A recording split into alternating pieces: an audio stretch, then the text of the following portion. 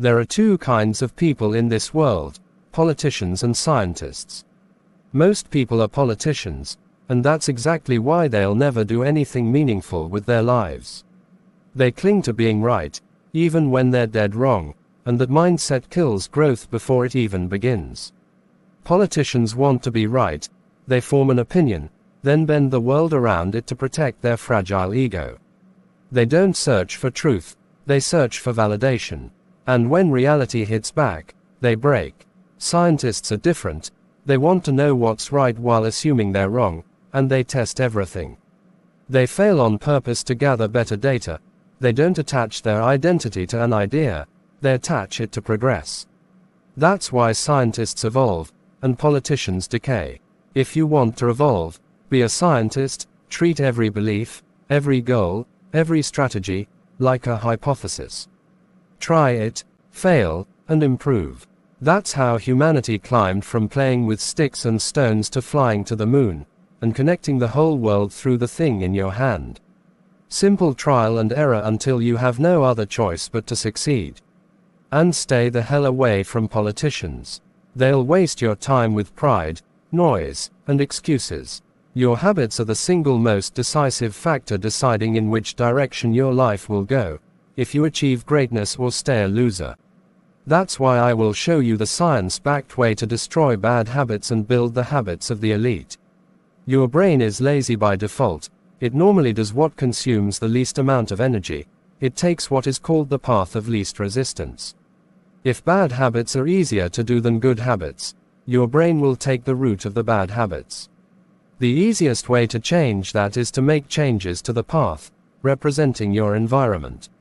James Clear established 4 rules to achieve that. Make it obvious, make it attractive, make it easy, and make it satisfying.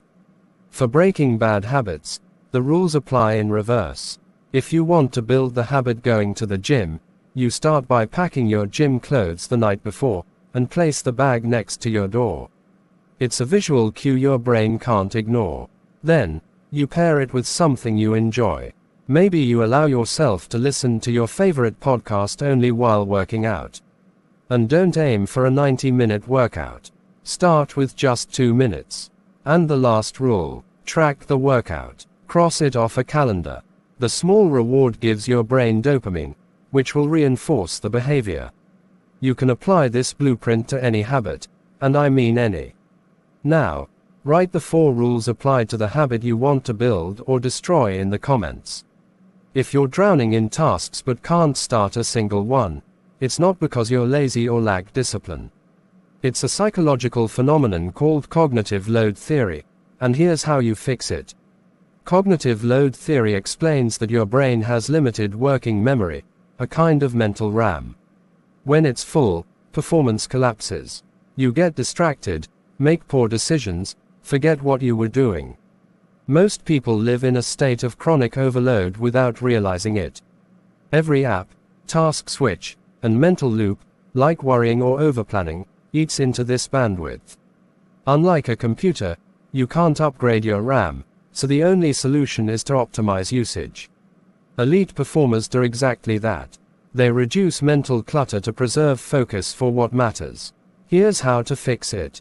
First, reduce extraneous load.